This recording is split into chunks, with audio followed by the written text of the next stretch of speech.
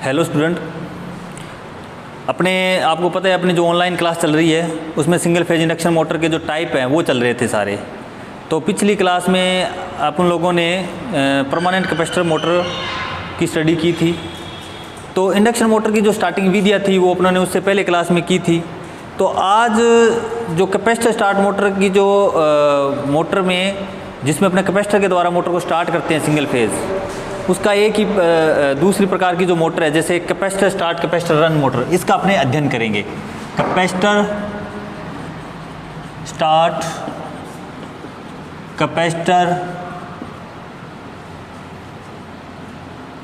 Capacitor run motor.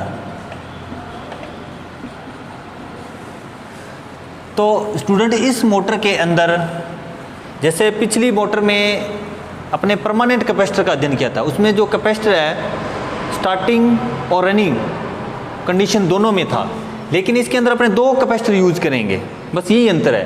Permanent capacitor motor और capacitor start capacitor run motor में यही अंतर है कि इसमें अपने दो कैपेसिटर यूज करेंगे।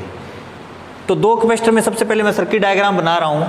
तो सर्किट डायग्राम में जैसे इस मोटर के अंदर अपने देख रहे हैं क्या होता है, एक स्टार्टिंग वाइंडिंग होगी जैसे पहली वाली मोटर में थी, एक रनिंग वाइंडिंग होगी,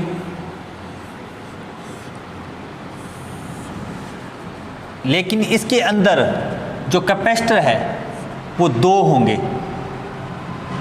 एक कैपेसिटर C1 होगा और एक कैपेसिटर C2 होगा।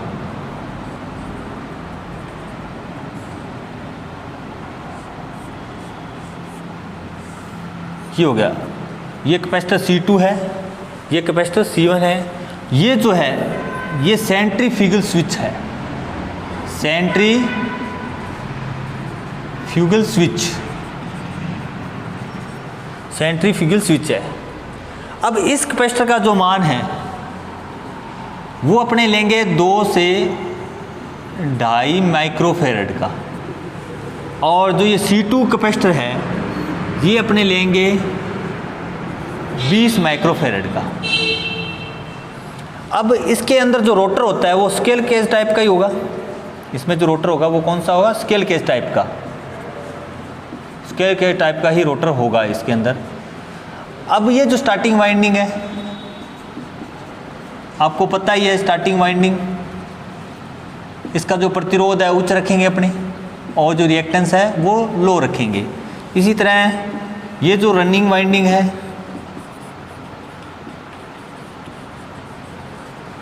इसका जो प्रतिरोध है अपने निम्न रखेंगे, निम्न मतलब कम रखेंगे, और जो रिएक्टेंस है वो उच्च रखेंगे। तो ये मोटर अपनी इसकी ये संरचना है जो मैंने आपको बता दी है। अब अपने इसको सप्लाई देंगे, ये फेज़ होगा इसका, ये न्यूट्रल, ये सिंगल फेज सप्लाई अपने इसको देंगे।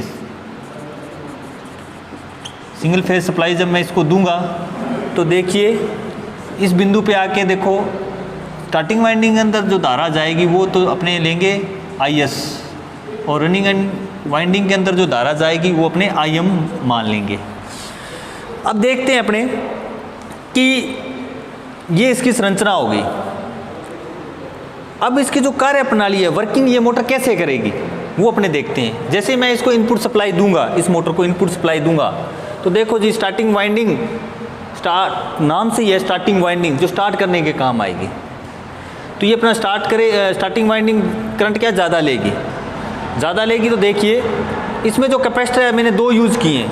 जो C1 कैपेसिटर है ये तो ऑलरेडी रनिंग कंडीशन में भी रहेगा मोटर के, और जो अपने ये C2 कैपेसिटर है जो 20 माइक्रोफेरेड का लिया है मैंने, ये कैपेसिटर अपने जब मोटर रनिंग कंडीशन में आ जाएगी उस वक्त ये जो कैपेसिटर है हट जाएगा, क्योंकि सेंट्रीफ्यूगल स्विच इसको क्या कर देगा, ऑटोमेटिकली क्या कर देगा, ओपन कर देगा।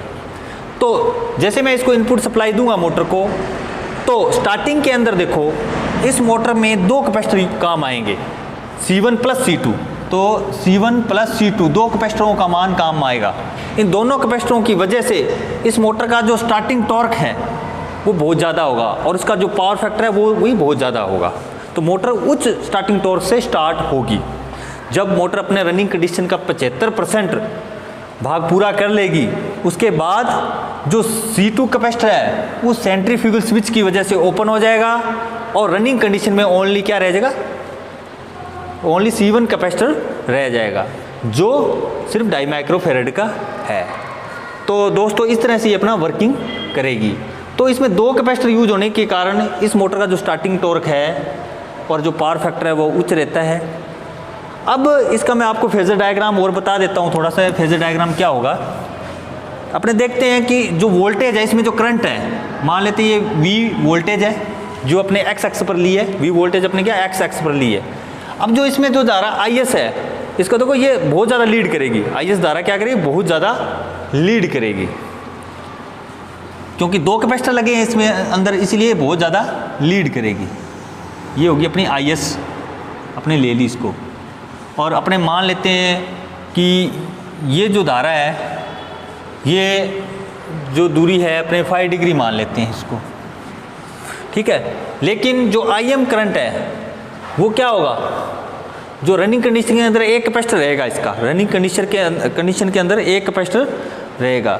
तो यह जो है इसके अंदर, यह जो है इसके अंदर तो लैग करेगी वोल्टेज से। ये मान लेते हैं अपने IM धारा, IM धारा किसमें, रनिंग, जो इससे क्या कितनी दूरी, अपने बीटा मान लेते हैं। अब देखो इसमें जो रिजल्टेड करंट होगा इन दोनों का वो हमेशा वोल्टेज से लीड करेगा। जैसे ये मैंने ये बढ़ाया इसको आगे ऐसे और इसको भी बढ़ाया ऐसे आगे, जहाँ पे दोनों मिलेंगे वो क्या होगी, रिजल्टेड करंट हो, जिसकी वजह से मोटर क्या करेगी, रन करेगी। तो इसका जो फेजर डायग्राम है इस तरह से बनेगा। इस मोटर की विशेषता यही है कि इस, अपने बात करें इसकी विशेषता की, तो इसकी मेन विशेषता यही है कि इसका जो स्टार्टिंग टॉर्क है, स्टार्टिंग टॉर्क और पावर फैक्टर उच्च होता है। इसी विशेषता के कारण इसका यूज़ अपने ऐसे मतलब इंस्ट्रूमेंट में करेंगे जिसे हाई स्टार्टिंग टॉर्क की आवश्यकता हो, पावर फैक्टर की आवश्यकता हो। जैसे अपने AC हो गया, एयर कंडीशनर हो गया, फ्रिज हो गया, रेफ्रिजरेशन जिसको अपने बोलते हैं, यही मोटर अपने यूज करते हैं। यहाँ अपने इसको यूज करेंगे। तो दोस्तों अपने इससे आगे नेक्स्ट क्लास के अंदर ये अपना टॉपिक पूरा हो गया, capacitor start capacitor run motor. इससे अपने नेक्स्ट क्लास के अंदर शेडेड पोल मोटर का अध्ययन करेंगे।